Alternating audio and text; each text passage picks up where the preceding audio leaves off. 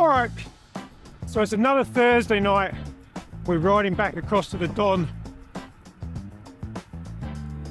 Full gas craic, full gas masters. But tonight, it's bloody 37 degrees. It's like 6 o'clock. So yeah, 6 o'clock, 37 degrees. Race starts at 7. It's going to be 33 degrees in the race. So I'm really not fancying a hard one tonight. Yeah, really not fancying a 4-up break off the gun. 33 degrees. So hopefully, fairly more chilled affair. Well, I don't think it will be.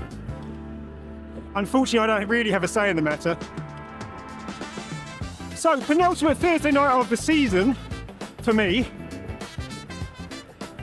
And currently, sat on 179 points. So 21 points left to go for the season goal of Cat 1 licence. Now I did race last Wednesday night at Lee Valley, 3rd place. So Marco won that one with kind of trademark move. This crazy headwind in the home straight. So no one could get away. Super strong field, especially in the 40 pluses. So they're all kind of marking each other out.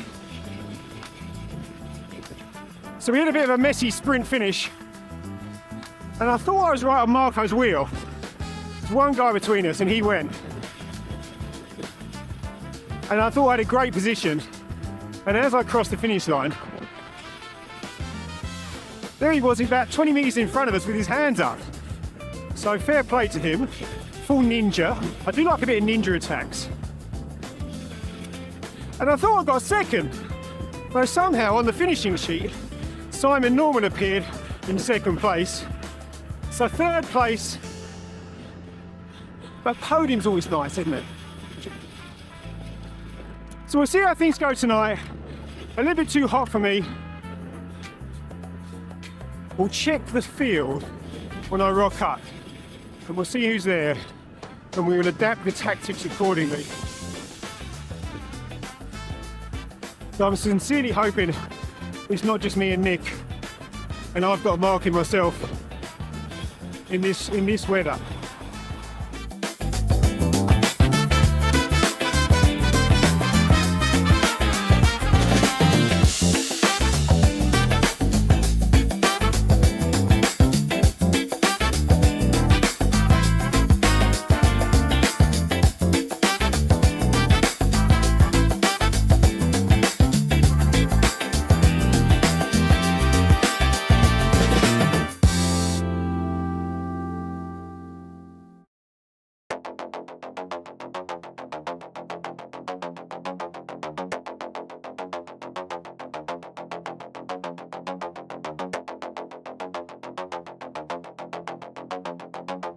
Right, so here we are rocking up to the start line at the Don.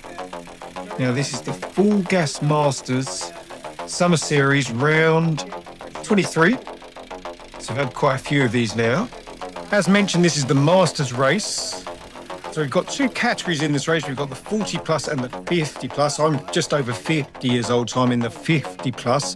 So we are wearing the yellow numbers, as you can see, 204. Nick in front of me, he's got the yellow number on. And to his left is Matthew. He's in the 40 plus. He's got the white numbers on. Now, I pointed them out to start off with because they are the main protagonists in what we'll call Act 1. I think most movies have 3 acts, don't they? So 3 acts. So these two, the 2 in front of me, Matthew to the left and Nick to the right, they're probably the only 2 in the group that can solo off the front and ride away to victory on their own. Now, Matthew, of course, I'm not too worried about because he's not in my category. But the issue is when him and Nick get together, if you give them 50 metres or so, they are gone. You will not see them again. Now, the slight caveat in that is that over the last few weeks, everybody across the field, we've got about 35 riders today, but everybody has been super strong. And I know there's at least 10 other guys in the 50 plus today who are stronger than me or as strong as me. And it's well within their limits to keep Nick in check. So you see these 2 guys behind me. Simon Norman to the left, aka Normski, and Jess to the right, aka Jess. Now these two are Cat 1, which is what I'm aspiring to, believe it or not. So make of that what you will. And along with about 7 or 8 other guys in the race, they're definitely strong enough to make sure that Nick doesn't get away early doors. So with that in mind, and taking into account the heat and the strength of the field, the basic plan is to try and make sure things stay together for the first 20 minutes or so, not let any moves go, unless I'm in them, or of course, but at the same time, not burn too many matches or go into the red. There's lots of strong guys to help me out, so I'll do the work where needed, but I don't want to be kind of the only guy dragging the field back up to Nick and Matthew trying to make their breaks.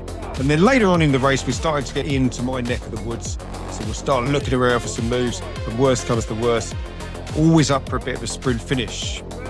Now there is one more major protagonist in Act 1, who's just flown by now on the right hand side just as I speak, who is none other than Tony Gibb, who alongside being an ex-track sprinter and all-round crit rider, is fairly well known for liking a bit of a hero turn. So a bit of a 30-second blast just to mix things up, after which point he inevitably flies back down back into the group again. So we're not too worried when he kicks off the start. But of course, it does give Nick and Matthew a great chance to attack straight away and see if they can't stretch out the group. Now, I'm not too concerned because I've got a nice position here, about 6 wheel. I've got Normski in front of me, plus a few more strong riders who I know pretty well. So there's no reason that anyone's going to drop Nick's wheel now, or there's going to be any splits further down the pack. However, first thing that throws me is Matthew coming back through the pack now. Did throw me a little bit. Although looking at the video there, he clearly had a bit of a mechanical. And also with the pink rider, the out of thin air rider, I'm not sure whether he intentionally lost the wheel or whether he was just getting gapped. I think more than likely his teammate Henry was in that front 3, and suddenly from being in a fairly relaxed position, I come through to do a little bit of a turn, and the gap has opened up to about 50 meters or so. Now I do a little bit of a dig and pull off to the side, because the one thing I don't want to do is do a massive turn early doors and drag all 35 guys back up there again. Like I said, we've got lots of strong guys. It's very, very hot, so I flick my elbow expecting a big train of guys to be behind me ready to take over, and everyone just do little shifts and little bits of work just to bring that break back straight away, because we all know Nick's very strong and we all know not to give him a gap on this first lap, because we will never see him again. Now looking back at the footage now, it's clear that people were already getting gapped, which was a bit of a shock because it didn't seem that hard. Definitely a big surprise to me. I just thought guys were trying to be super tactical and refusing to come through and do turns and try to save as many matches as possible. So with all that faffing around, somehow Jess and Craig managed to make a little bridge attempt. So as soon as I saw those go, I had to bridge across to them and jump back on their wheel. And again, I wasn't that worried at this point at all. I don't mind Nick going up the road, but obviously when more and more people start going up the road, you need to start reacting. That's points disappearing up the road. And again, still lots of matches to burn here, and it looked like we're going to get back on. Just slotted back in behind Craig from Sigma Sports here. And coming out of the kicker, it looked like we're just going to close up the gap. We're going to move up. You can make up those 30 meters pretty easily coming up here. But I'm not sure if it's the DNA of the 3 guys out front, where there were certain guys who were stronger and then they'd be doing turns and pulling the gap away again, and then guys were not quite as strong. The gap seemed to grow out a little bit. So we're in the same position as last lap, and I'll do exactly the same thing. A decent turn, keep the speed going, about 43, 44k now. Flick through.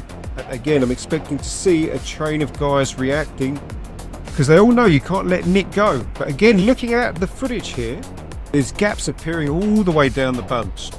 The one thing that did keep me positive at this point was we've still got Matthew, so he obviously hasn't gone with the move, and he's one of the guys who's strong enough to go on his own, so he's going to go at some point. And when he goes, I'm expecting him to bring all the 40 plus guys into the race and start chasing him. So this is a little bit of a mistake I made here. He's right in front of me, and I'm thinking there's 35 guys right on my wheel, so when he kicks to bridge across, I'm thinking all the 40 pluses are going to fly by, they're going to start chasing, and it's only about this point that I realise we've got a big gap behind. I'm not actually dragging everyone else up with us.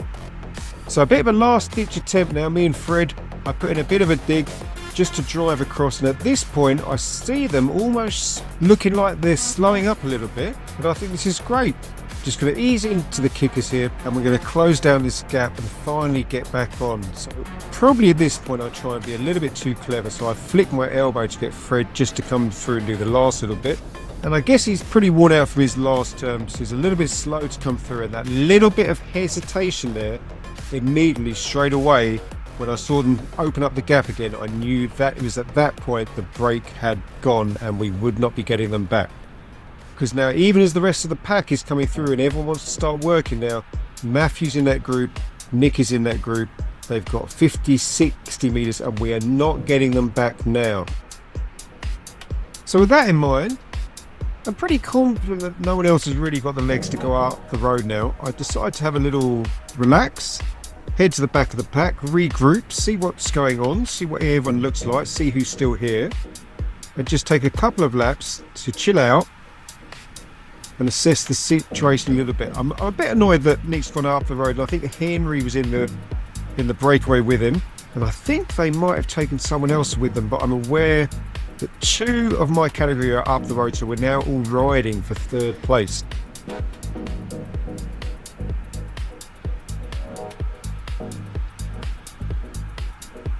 Now, whilst I'm chilling at the back, and again, whilst I'm pretty confident that no one else in the current pack has the legs to go up the road, a few riders attack on the front, and as we slow up, I know that Jess and Steve and Sam from the 50 plus have somehow got a bit of a lead, and they head up the road and they get a decent gap on us and they look like they're working well together. Now, I wasn't too concerned again. With all due respect to those guys, all 3 of them are super strong, but there's a big difference between Nick and Matthew going up the road and those 3 going up the road, especially with 40 minutes of the race left to go. And with a few of the guys coming around now starting to work as the pace eases off, I'm pretty confident if we all work together we can bring those 3 back. Now, what I didn't realise at the time, and I've only just worked out going back through the footage again, there was actually another Sam, a 40 plus rider, I think it's Sam Croft, but he's a strong rider, so he'd got up the road with them as well, and he's a strong rider, so he probably added a little bit more firepower to the trio than I thought they would have had anyway. So we're in full chase mode now. I was hoping to relax at the back. I'm hoping now we can get a decent chase together, because there's a big difference between fighting for 3rd place as opposed to fighting for 6th place. Because if those 3 go up the road, we're all suddenly fighting for 6th place, and it's not much fun fighting for 6th place on a day like this. I'd much rather be fighting for a podium. It's a bit depressing to be in a group of 35 guys all fighting over scraps. But as you can see from here, the chase was super disjointed.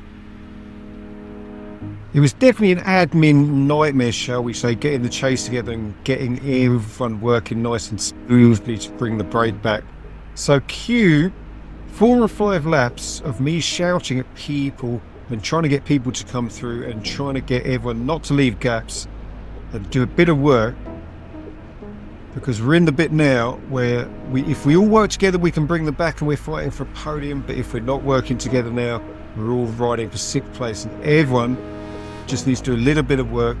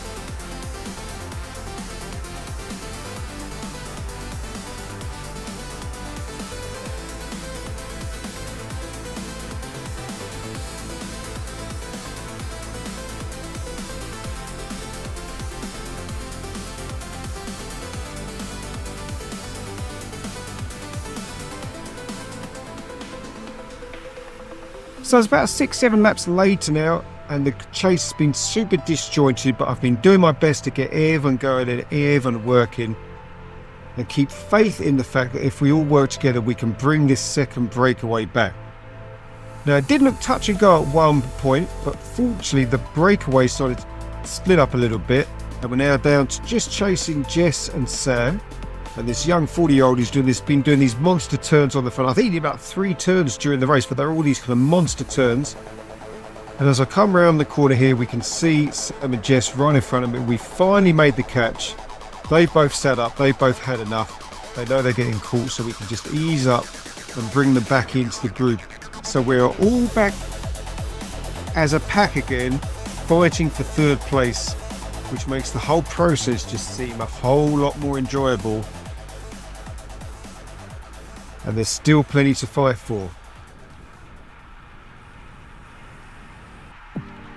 Right, so getting into the last 10 minutes now, and Tox has just done about a 1-lap attack off the front. He's been off the front here, about 100 metres lead. But Tony Gibbon Blue has done a big half-lap turn on the front, just putting us all back up to him again. We're starting to get into my territory now. This is when I'm getting a bit angsty. I'm starting to think I want to see if I can try and get into a breakaway, if we can't start to shake things up, make a bit of a selection. So this is good. It's good that Tox has done an attack, and it's good that a few guys are attacking because it's stretching things out. It's burning things up a little bit, burning people's legs off a little bit. So it's all about now trying to find the right moment and the right group of people to go away with, because that's the real trick. Steve attacks to the right, and he's a good wheel to follow, but he's already been in a breakaway today. He was in that second breakaway that went. So a couple of guys go with him. And again, it gets stretched out a little bit here. So I'm just biding my time. They're not quite the guys I want to go with yet. I'm on Normski's wheel here, who's a very strong rider. And as we come out of the kicker, it's been getting split up here all day. And Normski does a little bit of a dig, which I'm right up for now. So I'm right up for kind of splitting things up. So 900 watts coming out of here, right on his wheel. And I know that behind me, even though we're not dropping most of the guys, we're going to start stretching the field up a little bit. So I'm hardly doing any work here at all. And whilst we're trying to bring these guys back, I'm also thinking any chance that I get now, I'm going to try and make a bit of a break. See if I can't get a few of us away and start tearing things up a little bit. So a bit of a dig just to get across. Rolling down the hill here, get a nice bit of speed, 53k an hour. Just coming around the bend, and I bridge over to Steve and that guy from Reading. I'm not quite sure what I've got on my wheel, can't quite see it here, but as I come around the corner here, oh yeah, it's Fred. So Fred comes round, I have a little look back, and I see we've got a gap, so I say, come on Fred, let's go man. So straight away, fortunately, he kicks on a little bit, and I sit onto his wheel, And I think now this is the perfect time to go. Everyone's starting to look a little bit tired now. But annoyingly, Steve, who's still got strong legs, even though we're getting up to 47, 48k an hour, he brings the whole group back to us. And as I come around to do my shift now, do my turn, we're still all together. But it's still early doors. That's my first try. It's my first time that I'm really looking now to commit to a move and see if I can't get something going. So just ease off a little bit. There's no point dragging the whole group away with you. But shots are fired, so to speak. And let's see if we can't make something happen a little bit later in the race.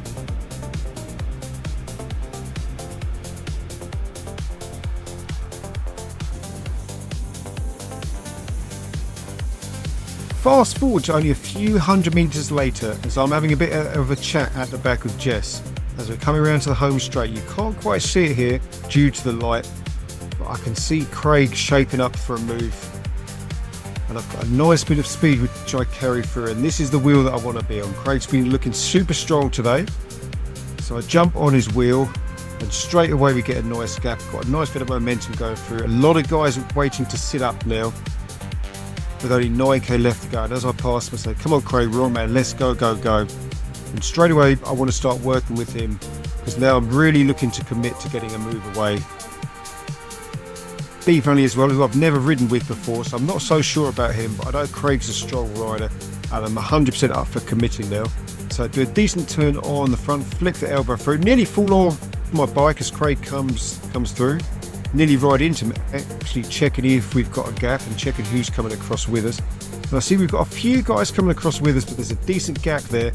So as we go into the kickers, I give it a bit of a dig and I make sure I keep the pressure on from the driver all the way through the kickers, and let's see if we can't create a split and start making something to happen in the last 10 minutes now. As best as I can, rail it round the bend, a nice little drive out of the kickers, flick my elbow, flick my right elbow, get Craig again coming through to the right, and now this gives me a chance to look, see who we've got, how big the group is, and whether it's time to start to go to work and if we can really make a break stick. Now I'm not going to lie, when I saw the group we had, it was a bit bittersweet, because to one extent they're really strong riders, but to another extent it's pretty much all the guys I'd probably be looking to get rid of. And to make it worse, Paddy managed to bridge across as well, so he's just joined us. So as strong as our group is, and as much as it's nice to be with all the main hitters in the race, apart from the two that are up the road, of course, it is quite a strange situation that I think if we were going to have a sprint finish anyway, this would be the 10 guys contesting the sprint. But we all know each other, we all ride together a lot, they're all strong riders, we're all up for a bit of a hit. So I think there's a point in the race that even though we're probably all directly competing with each other to some extent, we all want to have a bit of a crack, we all want to have a bit of a hit. So it's time to start to go to work. I think we're all fully aware now that we've got the main guys in this break. Give or take a few exceptions, of course, but if we all start putting a shift in now, and I think we've got about 5 laps left to go, 4 or 5 laps left to go, so it's not too far. I think we all know we can make this group the final selection.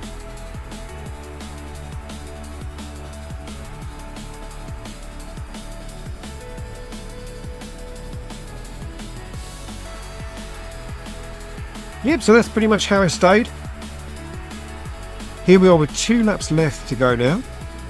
Just rolling through the start line. This is me asking for a time gap, just as we're rolling through. See if I can just make sure. I think we all knew we had a pretty strong lead. But with 2 laps left to go, I'm just wanting to see quite what the time gap is, because I know we're going to start playing around at some point. So just how much we can start playing around. Because the thing with this group is, I'd say I think there's 7, 8 of us in this, and all of them have won races. So I think that there's anyone in this race who hasn't won a race the last couple of years. Some of them more prolific than others, but a lot of them got really good sprints. So everyone's going to be fairly confident in a sprint finish. So I knew it's going to be tough to compete against these guys. But where one man sees a problem, another man sees an opportunity. So one of the good things about riding with guys who've got 5 or 6 of them got really good sprints is that if you can get away at some point, they're all going to start looking at each other.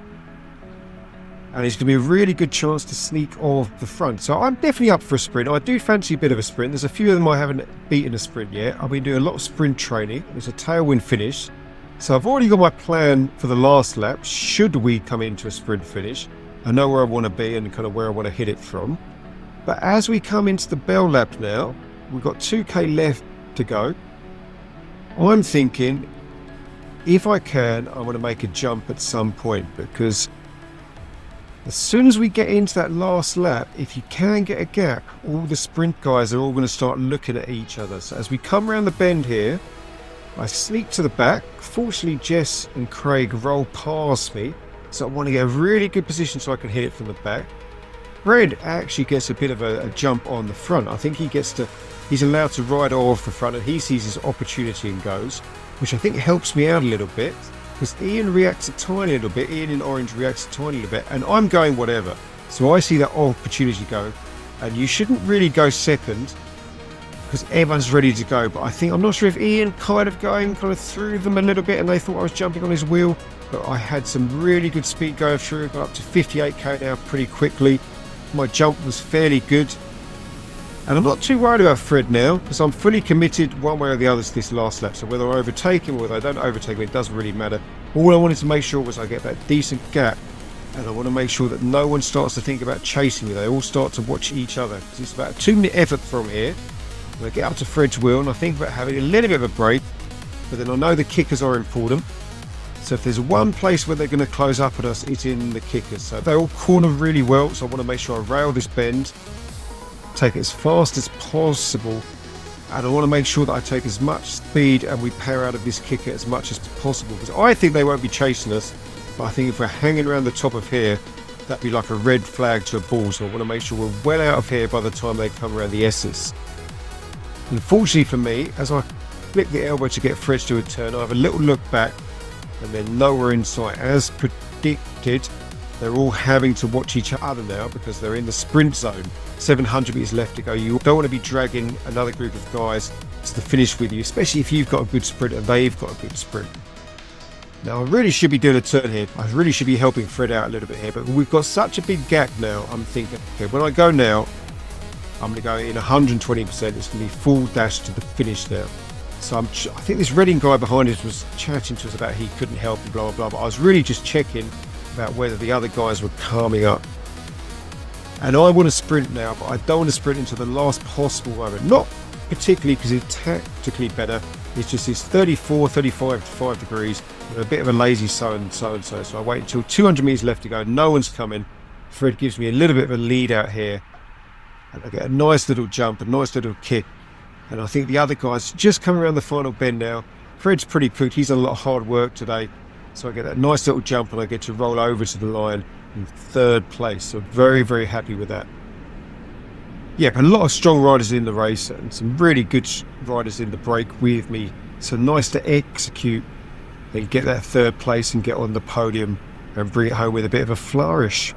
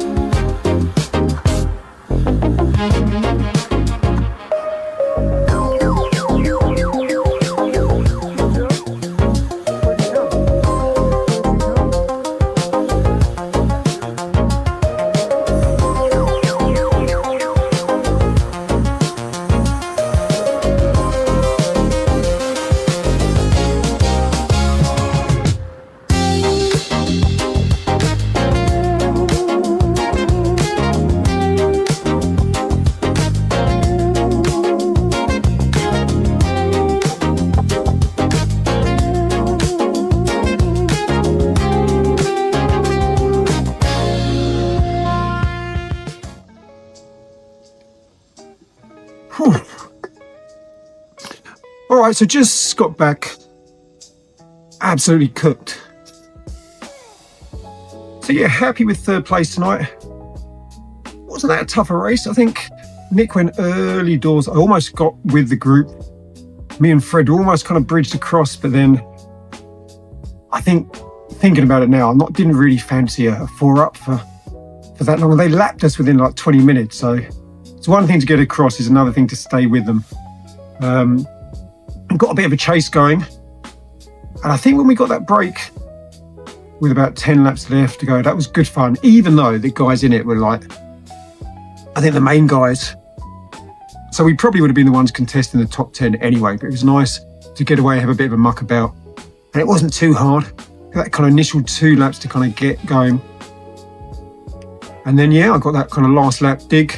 Me and Fred stayed away, so it was good fun. Third place, that's 7 points, which takes me to 186 for the season. So 14 points left to go.